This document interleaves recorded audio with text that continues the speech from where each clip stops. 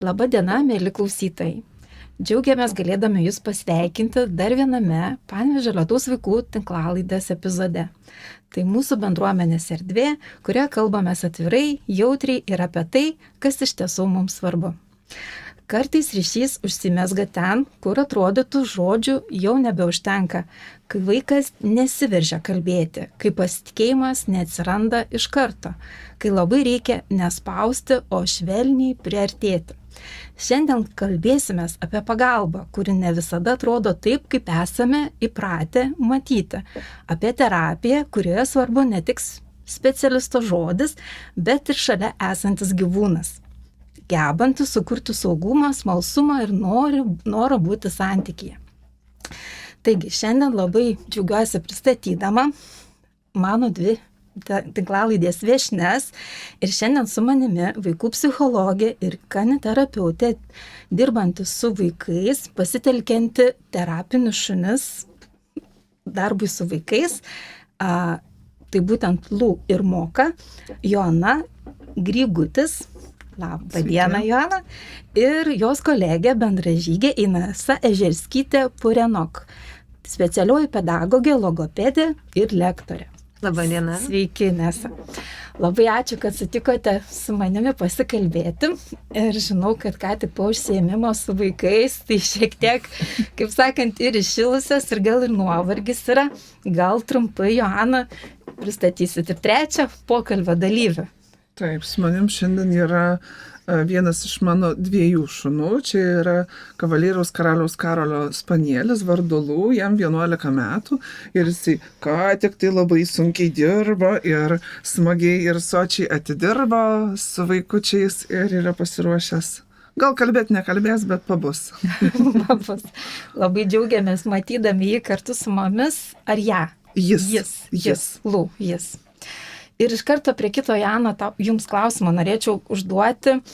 Tai ar jūs buvote iš tų vaikų, kur iškart žinojote, ko būsit užaugę? Kas jūs atvedė būtent į psichologiją ir darbą su vaikais? Taip, aš nuo darželio žinojau, kad būsiu veterinarė. Veterinarė. Iki 12 klasės vidurio aš buvau šventai to įsitikinusi ir tam labai uoliai ruošiausi. Kaip matote, pasisuko viskas paskutiniam posūkyje trupučiuką į kitą pusę.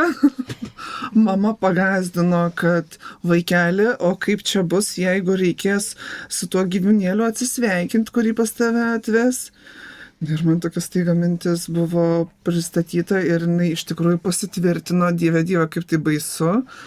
Reikia kažką daryti, reikia ieškoti kažkokios kitos šakos panašios. Ir taip išėjo, kad veterinarijai panašiausia pasitaikė psichologija. Supratau, o jūs, Inesa, jūs dirbat, kiek suprantu, su specialiųjų poreikių vaikais, turit nemažos patirties. Taip ir dar mokot būsimuosius specialistus dirbti šitą darbą. Kaip jūs rinkotės? Tiesą pasakius, rinkausi ne aš. Iki tol aš turėjau ir turiu visai kitokį išsilavinimą ir su pedagogika visiškai nieko bendro nesusijusi, bet likimas taip nulėmė, kad gimus antram vaikui ir jam patiriant vienokius ar kitokius sunkumus ir lygiai taip pat kaip mamai einančias pas specialistus, pagalvojau, kad aš jam būsiu reikalinga ilgą laiką ir kad taip kaip moku, taip ir groju, gal čia nelabai ir padės, kad reikėtų tiesiog pastudijuoti būtent tą specialybę, kuri pasitarnautų man kasdienybėje namuose. Keisti profesijos aš visiškai neturėjau tokių planų. Ėjau studijuoti tik dėl jo ir tik jam, bet likimas pasisuko, kad šita profesija mane iki tiek užkabino, kad aš atsisakiau pelningos profesijos ir išėjau į pedagogiką. Supratau. Šiaip iš tikrųjų tai gal net ir visai dažnai mamų kelyje pasitaikanti istorija. Taip, kai kažkaip susiduriam su didesniais iššūkiais mes ir norėdami padėti savo vaikam, pradedame domėtis tam tikrą specialybę ir padedam ne tik savo, bet ir kitiems. Iš tikrųjų labai ačiū, nes daug kas ir šiais laikais kažkaip tai baidosi tos pedagogos specialybės, bet smagu, aš ir gal net ir galvoju, kad tos mamos, kurios patiria, tai jos net ir geresnį darbą atlieka, nes jos supranta jau iš vidaus, kas tai yra. Aš manau, kad iš tikrųjų tas, kuris per save gali, per savo patirtį gali, kaip sakant, palyginti su tuo, ką aš patyriau ir pamačius žmogų, kuris pasikreipiasi, gali pamatyti kažkokių bendrų taškų, tai tikrai yra kur kas lengviau padėti. Tai kaip Inesa sako, ją į specialybę atvedė mane su šunimis, nubloškė. Nesigailiu, iš tikrųjų, nubloškė skamba labai žiauriai, bet iš tikrųjų šunį aš įtraukiau į savo darbą, kai pamačiau, kad mano vaikui tai veikia. Kai neveikia vienas, neveikia kitas, o šunys jį domino ir tada pradėjau domėtis, man šunys visą laiką nuo vaikystės labai patiko ir visada aš norėjau turėti šunį, bet mano tėvai neleido man jau turėti. Tai žodžiu, kai atsirado vėlesniame amžiuje, suaugusiai tapus, atsirado šunys, tada gimė sūnus ir pamačiau, kad yra poveikis, tada pradėjau galvoti, reikia tada pasigilinti į šitą dalyką, kaip tą šunį iš tikrųjų įtraukti, kad tai nebūtų toksai šakėm ant vandens ir kažkoksai būrimas iš tirščių, o iš tikrųjų pradėjau domėtis, pamačiau, kad tai yra iš tikrųjų tikrai mokslų pagrįstas poveikis ir tokiu būdu tie šunys įsitraukė, prilipo, papildė mane. Taip. O tai kaip jūs suvedė į tą duetą? Nes aš suprantu, jūs abi esate kaniterapeutės, specialistas. Ir kas yra apskritai, klausytojai, paaiškint, kas ta kaniterapija? Kas čia per tas stebuklingas žodis? Tikrai gal ne visi žino, ką tai reiškia. Kaniterapija tai yra tokia terapijos forma, kuomet specialistas, dirbdamas su žmogumi, pasitelkia specialiai paruoštą gyvūną motyvacijai sustiprinti, terapiniam poveikiui padidinti. Tai tokia yra ta kaniterapija. O specialistas, tai ką jūs turite omeny specialistas? Čia bet koks pašdresuotojas gali dirbti, ar ne? Ar jau čia? Aš čia manau, kad pas dresuotoje tėvai su vaikais nelabai kreipiasi. Ne, čia šiek tiek juokais. Iš tikrųjų, specialistas tai yra tas, kuris dirba su žmonėmis vienokiu ar kitokiu klausimu, ar ne? Tai gali būti psichologas, gali būti logopedas, pats pedagogas, tiesiog mokytojas, tai gali būti kineziterapeutas, ergoterapeutas, tai gali būti bet koks specialistas, kuris dirba su vaiku ir turi susiplanavęs savo planą ir žino, ko jisai sieks, tikslus išsikėlęs ir tokiam darbe ir galima pasitelkti tą terapinį šunį. Bet antra pusė, tai jau reikia tų ir žinių, aš taip suprantu, turėti su šunimis. Čia jau neužtenka vien mylėti juos. Taip, apie šunis irgi reikia žinoti, net ir ne šiek tiek, bet nemažai reikia turėti žinių, kadangi čia yra kelios pusės. Ne tik tai dažniausiai vaikas, kuriam mes stengiamės padėti, bet gyvūnas irgi negali būti išnaudojamas terapijos metu. Tai reiškia, gyvūną mes irgi turim matyti, gerbti ir atsižvelgti į jo poreikius, atsižvelgti į tai, kiek jisai gali, ką jisai gali ir jo neperspausti. Nes kaip žmogus, taip ir gyvūnas jisai gali perdegti savo profesiniai veikloj ir jeigu mes jį išeikvosim per daug, jis tiesiog nebenorės, jis nepatirs džiaugsmo, o kai nepatiri džiaugsmo, tai darbas darosi toksai, kad ir už didelius pinigus, taip sakant, nelabai įdomus. Be meilės nepadirsi. O Inesa, gal jūs tada papasakosit, kaip jūs susipažinot ir kaip jūsų duetas susiformavo darbui su vaikais? Na, kaip į profesijas, kaip matote, atvedė mus skirtingi keliai, ar ne? Joana rado alternatyvą psichologijoje keičiant veterinariją. Ir aš nuo pat vaikystės augau su šunimis. Tai priešinga ta tokia ir būtent pati turėdama tam tikrų sveikatos sunkumų, man buvo šunį rekomendavę būtent gydytojai. Tai aš visą savo gyvenimą iš tikrųjų turėjau tuos palydovus ir dabar dar turiu tuos palydovus. Tai nežinau, turbūt ant pirštų užtektų metų suskaičiuoti, kiek aš gyvenau be augintinio ir konkrečiai be šuns. Ir ta turbūt meilė būtent tiems gyvūnams ir suvedė mus per kitą kolegę, kuri taip pat domėjosi, taip pat psichologė, Ingrida, linkėjimai tau, jeigu klausysi. Būtent jinai vedė jau tos pirmuosius užsiėmimus su šunimis projekto erdvėje. Ir man pradėjus domėtis, jinai pakvietė mane į pirmuosius organizuojamus kursus būtent Vilniuje.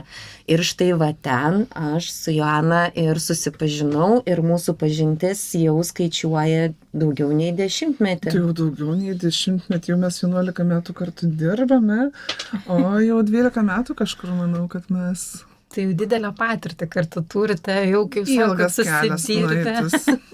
Matėm ir šilto, ir šalto.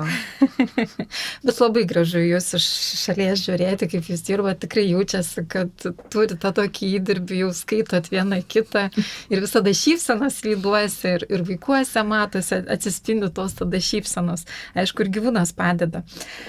Bet kaip jūs manot, ar vis dėlto šuo labai didelį vaidmenį atlieka būtent šitoje terapijoje? Ar vis dėlto pats žmogus terapeutas atlieka tą didįjį darbą? Nes kartais mums atrodo, kad, pavyzdžiui, išgirti ten, terapijos su šunimis, tai mes čia ateisim ir visą laiką glostysim tą šunį. Taip, toks pirma mintis būna. Tai gal gali trumpai nupasakoti vis dėlto, koks tas vaidmuo ir kokią svarbą atlieka terapeutas ir kiek šuns yra indėlis. Aš manau, kad šuo gerai paruoštas, jis yra labai didelis pagalbininkas, bet kad ir kaip gerai bebūtų paruoštas šuo, jeigu specialistas nežinos, ką su juo daryti, tai negalės išnaudoti viso to potencialo, ką galima padaryti.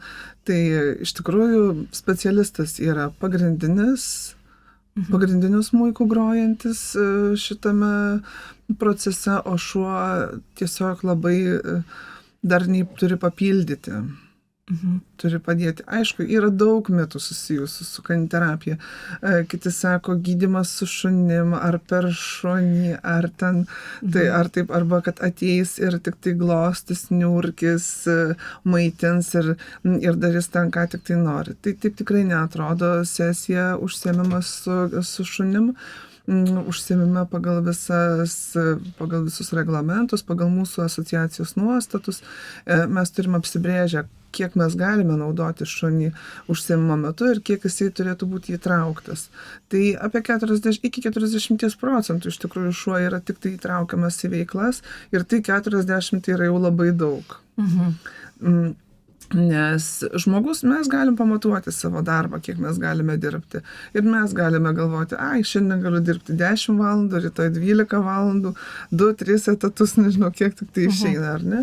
Šuns mes negalim tiek naudoti, bet negalim naudoti visos savaitės eigoje ir to paties vieno užsiėmimo metu iš tikrųjų irgi negalim persistengti ir per daug jo įtraukti. Nes jisai nuvargs ir jam bus sunku.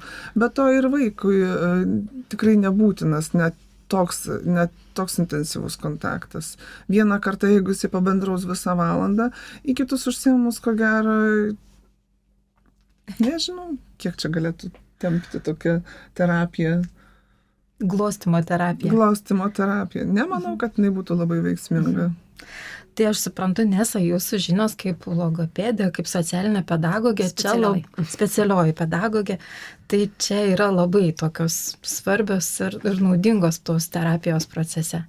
Taip, nes vėlgi kartais ir klaidina, kaip paantrinsiu Joanai, iš tikrųjų esu girdėjusi, kad kaniterapija tai čia dabar dresuos šunis, ar ne? Tai tikrai bene dažniausiai dar tokio išgirstam, ar ne, jeigu rekomenduoji, kad galbūt būtų paveiku būtent kaniterapijos užsiėmimai, Tai ištenka išgirsti, kad, dresuoti šunis, kuo čia padės.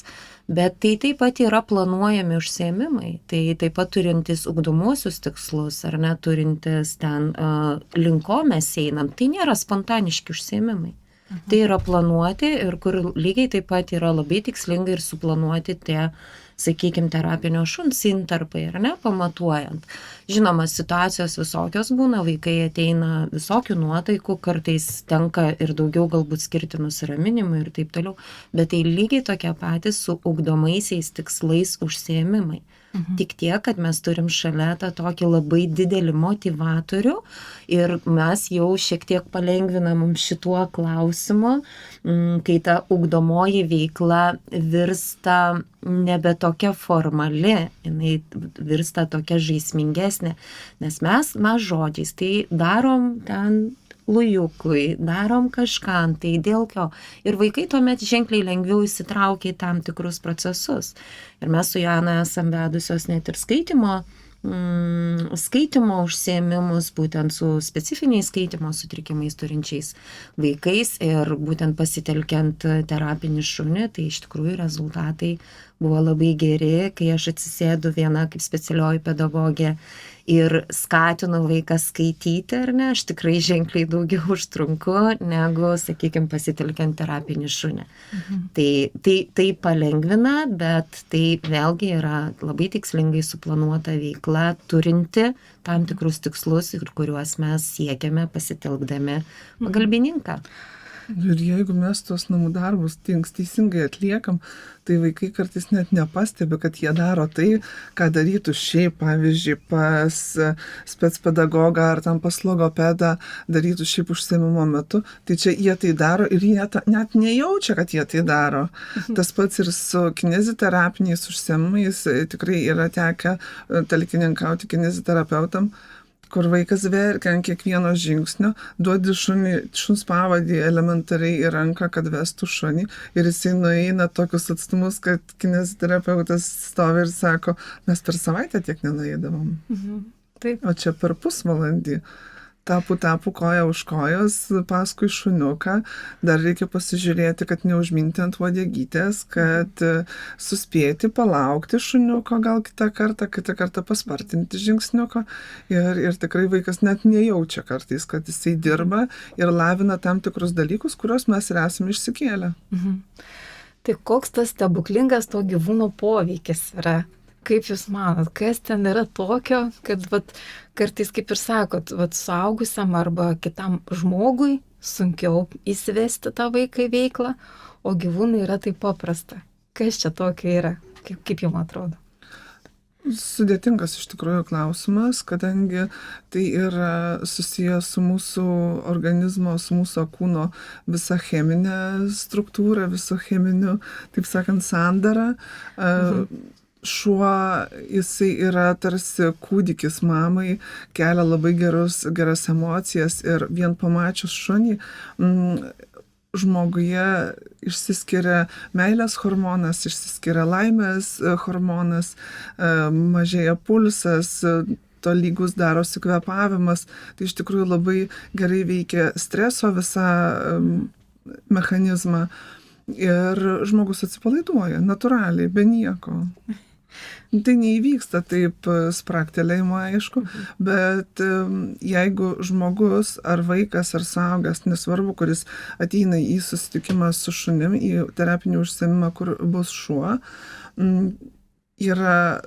mėgsta gyvūnus, mėgsta šunis, tai tikrai šansas, kad pavykęs bus procesas yra ženkliai didesnė. Mes pasididinam tas galimybės savo.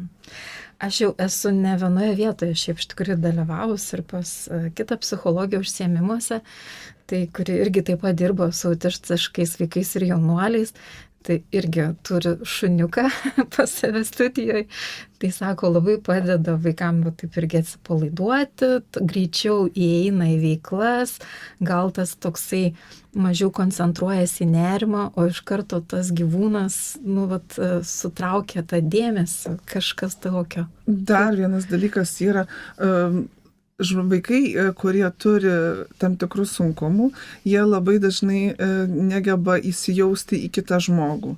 Jie stokoja empatijos. Šuniui tarsi natūraliai yra noras padėti, užleisti vietą, atsitraukti, paglostyti, kažką padaryti dėl šuns. Tai tarsi natūraliai ta empatija atsiranda. Toks kaip įgimtas instinktas gaunasi. Kažkas panašaus, ne visai gal. Įgimtas nežinau, bet... Bet yra tikrai spontaniškas. Bet tikrai esu daug girdėjus mamų, kad vaikai bijo gyvūnų, bijo glostyti, bijo prieiti. Ar jums dažnai su tuo tenka susidurti, ypač iš mūsų bendruomenės, iš autistiškų vaikų bendruomenės? Tikrai taip. Kaip su tuo tvarkotės ir kaip mato tą pokytį? Tikrai taip, labai dažnas, kadangi yra sensorinės jautrumas pas daugelį vaikų, o šuo, aš kartais juokauju, sakau, tai yra sensorinė bomba, nes jisai yra čia švelnus, čia šrukštus, čia aštrus, aštrus gal ne aštrus, bet kieti nagai, čia seilės priesnukio, čia ilgi ūsai, čia gal kažkoksai kvapas, garsas keistas, trepsėjimas, lekavimas ir panašus dalykai. Tai taip, tai yra labai dažnai, kad vaikai atsisako arba jaučia tokią įtampą, kai šuo atsiranda. Bet nieko negali daryti staigiai ir per jėgą. Jeigu skiri tam laiko, tai tikrai galima pasiekti tikslo. Dažniausiai, jeigu matau, kad iš tikrųjų vaikas labai nerimauja, aš pastatau šunį nugarą į vaiką. Kad iš nugaros, kad nebūtų akių kontakto. Ir tai dažniausiai iš tikrųjų pralaužia daug ledų. Šiaip aš pati irgi savo akimis esu mačius, kai irgi mama sakė, kad vaikas labai bijo ir gyvūnų, ir kačių, ir šunų, bet išvykoje, kartais be tėvų, kitoje aplinkoje, jie išdrįsta daugiau pabandyti. Ar pas jūs irgi taip pat būna? Ar jums, pavyzdžiui, svarbu, kad tėvai dalyvautų? Ar vis dėlto geriau, kai tėvai nedalyvauja? Kokia jūsų nuomonė? Su tais tėvais. Tėvai yra labai reikalingi vaikui, jie yra labai reikalingi visame procese, bet kartais iš tikrųjų yra taip, kad tėvai labiau bijo vaiko reakcijos arba tėvai labiau bijo to paties gyvūno ir kitą kartą ar įkalba, ar per daug šnekėdami ir per daug keldami klausimų ir nerimo suformuoja pas vaiką baimę gyvūnai. Ir tai būna ne vaiko. Tuo metu, kai tėvų nebūna šalia, jeigu vaikas geba atsipalaiduoti, tai čia yra tikrai akivaizdus įrodymas, kad tai yra ne vaiko baimė, tai yra tėvų tokia baimė, kuria galbūt kažkoks ryšys stipresnis. Inesa, kaip jūs šituo klausimu? Na, aš galėčiau paantrinti, ar ne, visada yra daug tų pusių, visokių variantų, visi mes esam skirtingi, kaip vieni gali bijoti, taip kiti kaip tik kartais nori, būdami šalia, paspartinti tą procesą, kad ko čia bijoti, pažiūrėk ir taip toliau. Tai taip pat nėra pagalba.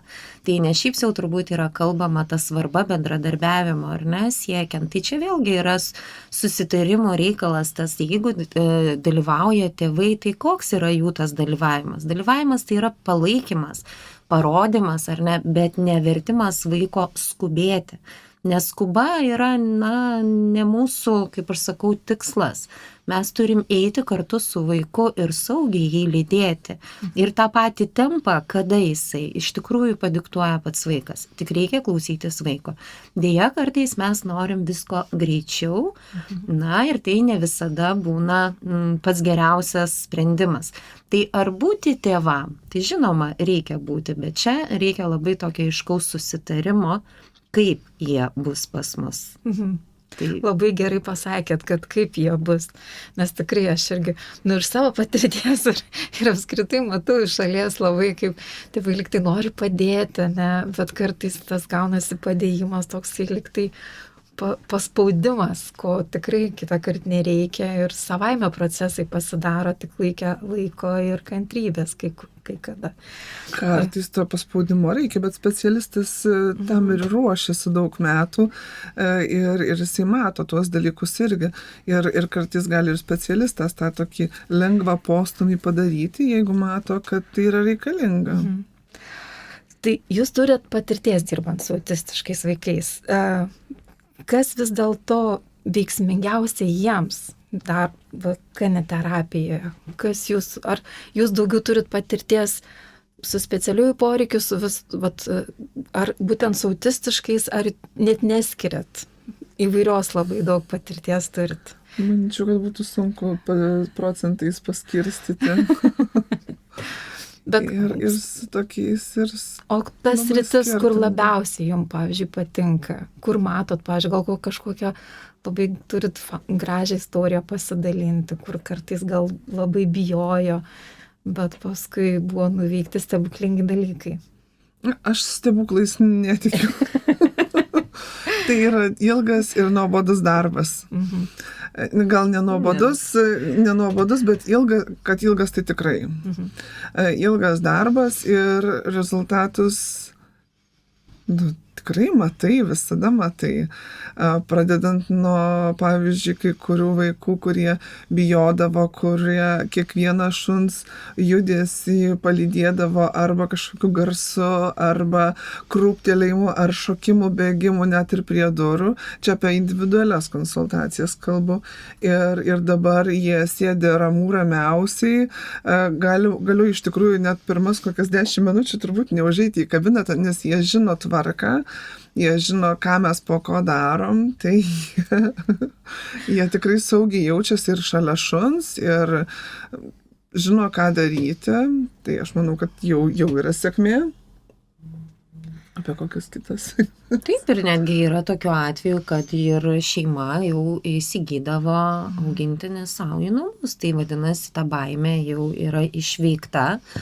Ir nauda pamatyta, tai kad vaikas, prisimenant vieną atvejį, kai net glostydavo šunį su pirštinė, iš tikrųjų ilgas buvo kelias, bet rezultatas toks, kad šeima gali džiaugtis savo mylimą augintinį.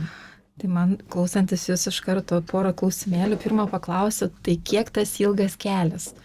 Čia, aišku, supratau labai individualiai, bet, jūsų nuomonė, kiek turėtų būti keli mėnesiai ar metai, nes mes dažniausiai, kad ir, tikrai nepigi kaniterapija yra, tai kiek galim sau leisti, tiek leidžiam, bet, sakykime, pagal rekomendacijas jūsų nuomonė, kiek reikėtų taip pat, kad kažkokį pasiekti rezultatą? Labai sunku būtų atsakyti į šitą klausimą, nes tai yra tikrai ilgas procesas, kaip niekas neatsitinka, blogi dalykai atsitinka greitai, čia ir dabar nutinka, bet juos ištaisyti dažniausiai trunka labai ilgai.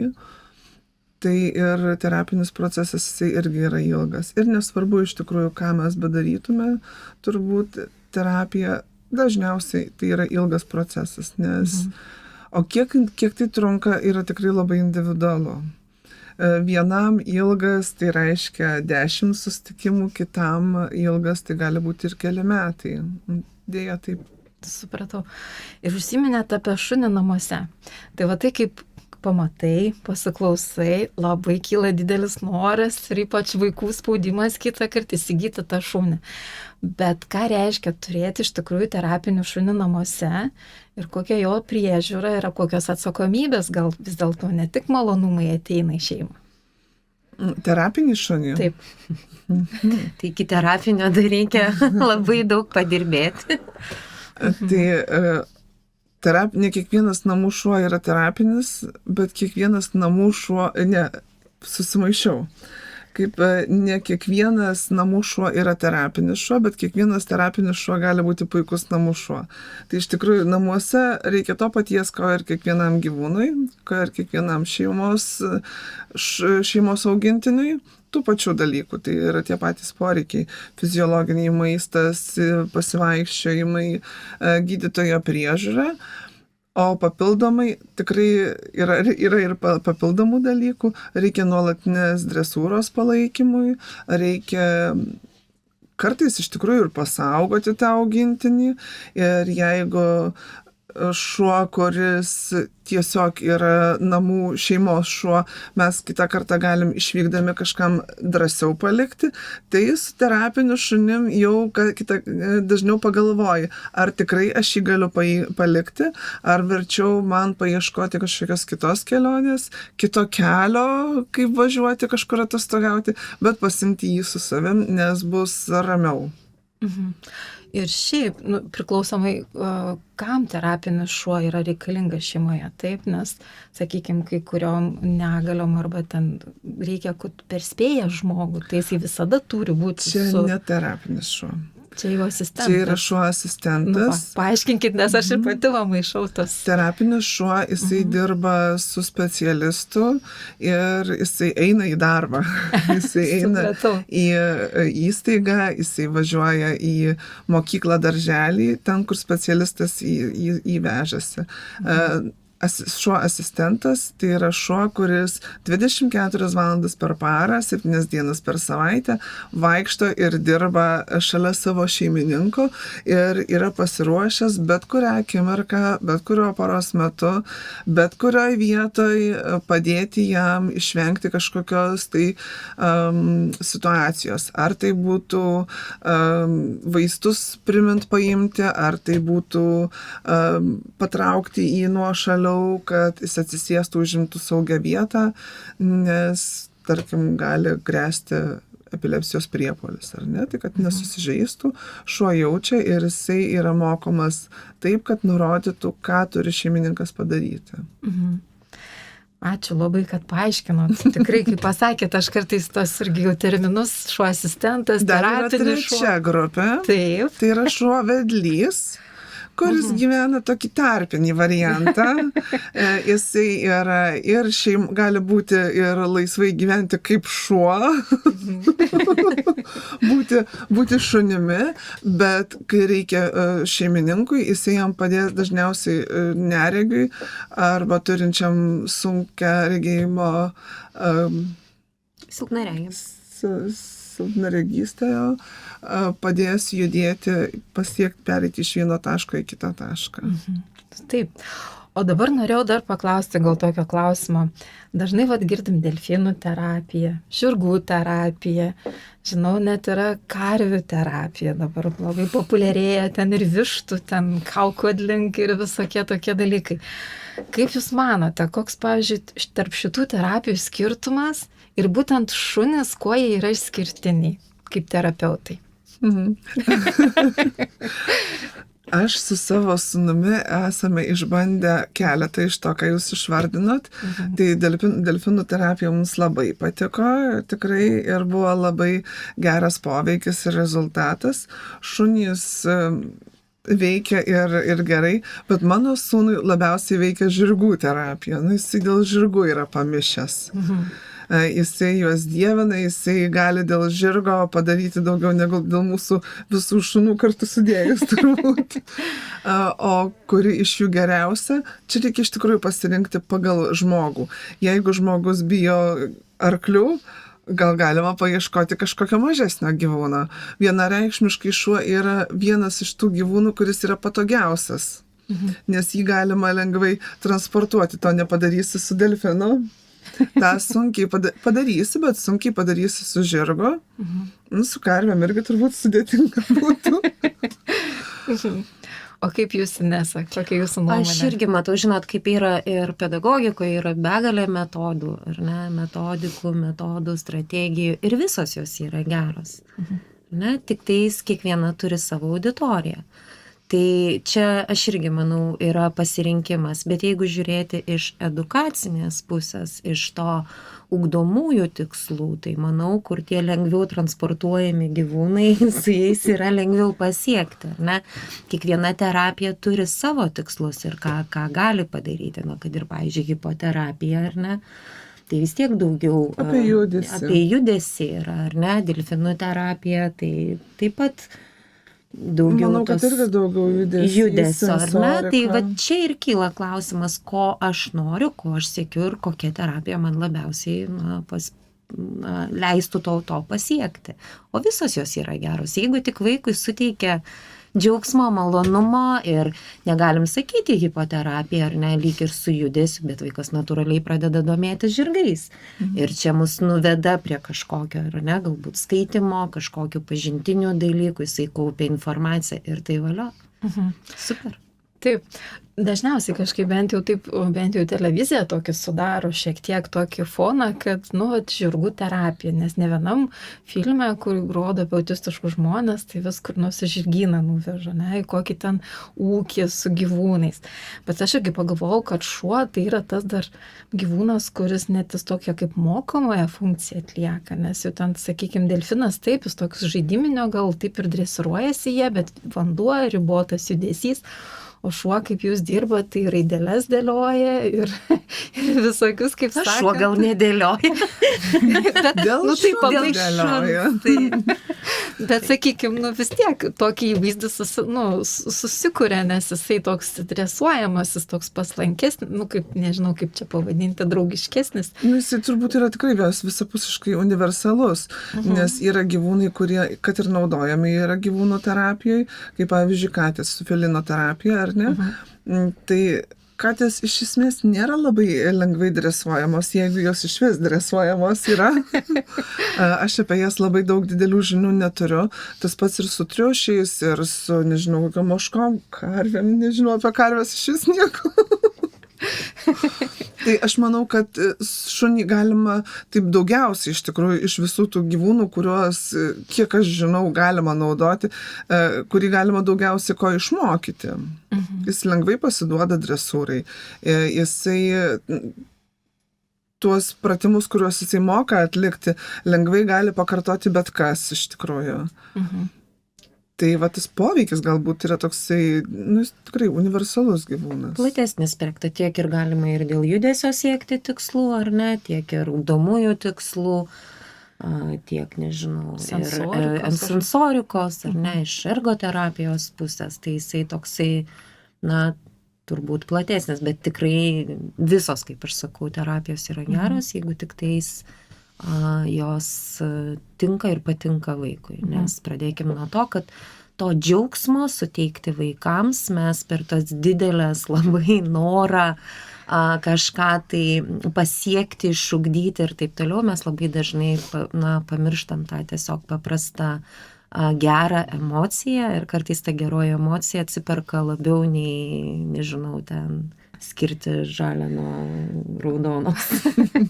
A nuo B. A nuo B. Panašiai. O kaip jūs irgi dar nuomonė, kad ar kaniterapija populiari Lietuvoje? Ar čia toks augantis dar procesas?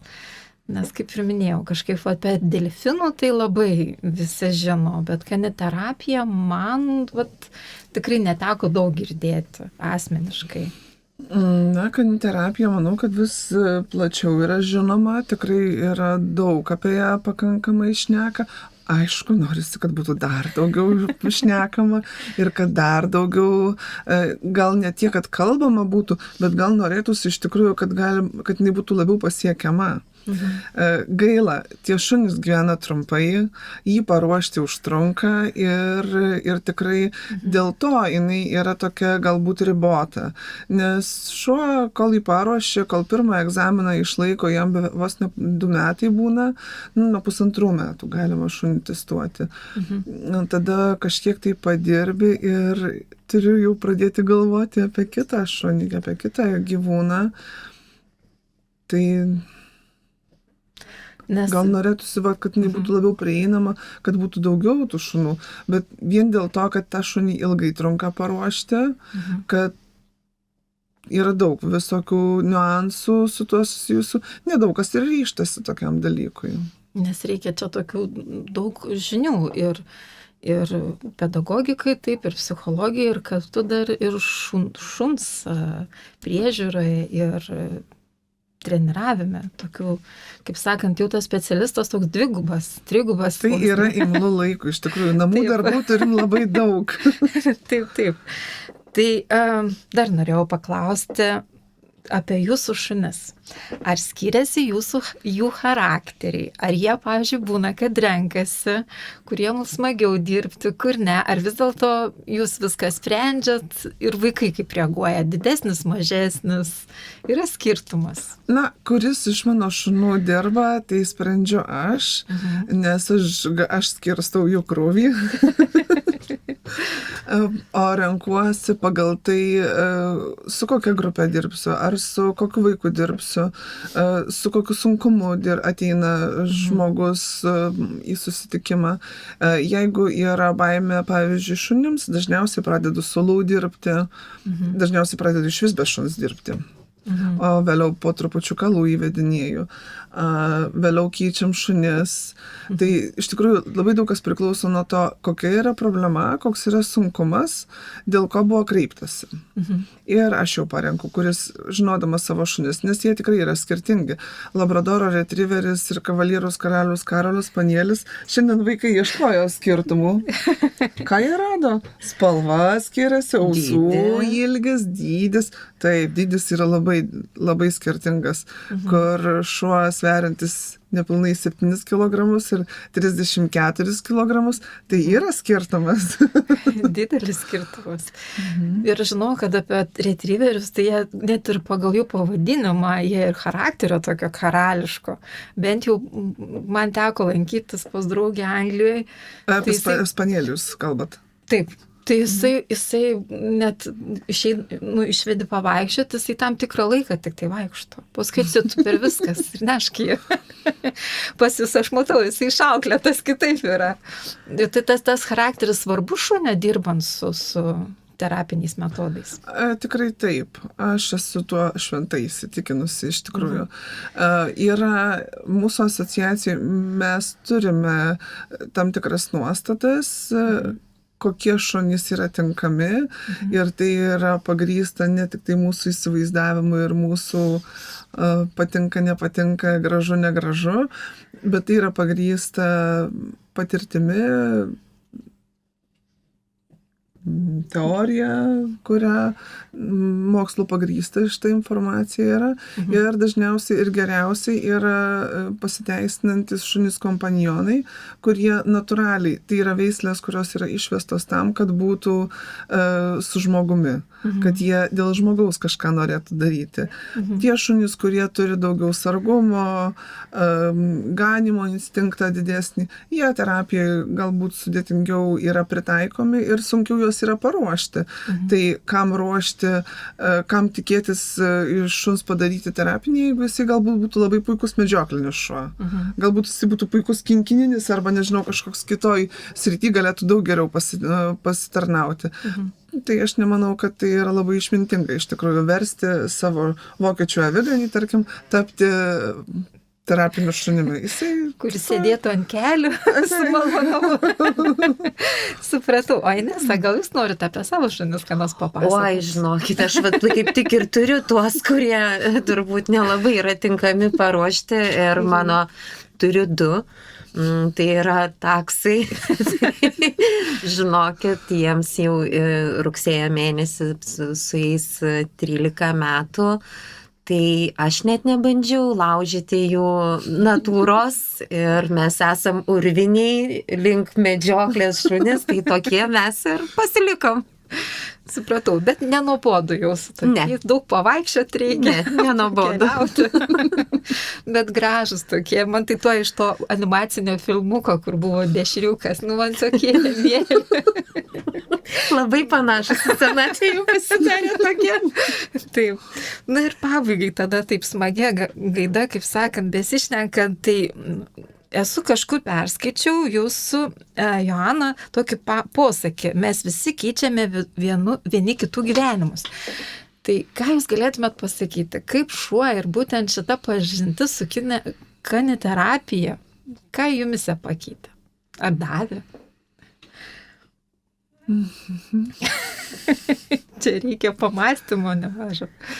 Aš galvoju, ko jinai nepakeitė mano gyvenime. Labai daug ką pakeitė iš tikrųjų. Man suteikė darbą, kuris man yra malonus. Man suteikė puikius kolegas, kurie ne tik namuose, nors sako, jeigu su šeimų, su antra pusė, šuns su antra pusė nenoriu vadinti, bet su antra pusė, sako, nelabai gerai dirbti, bet mums labai gerai pasiteisina. Šeimyninė ranga, kaip mes sakom. Su puikiai žmonėm leidžia susitikti. Tai yra, nežinau, tai yra fantastika. O jums, Inesa? Aš galvoju, ar kažką pakeitė, gal ne kiek pakeitė, kiek praplėtė mane, vėlgi suvedė su tam tikrais žmonėmis ir pradžioje iš tikrųjų, kai mes jau pradėjom mokytis kaniterapijos, tai wow, kaip čia dabar įtraukti, ar ne, tai toksai irgi planavimo tokių įgūdžių, kaip visą tą veiklą pritraukti irgi, kad ten nėra taip paprasta.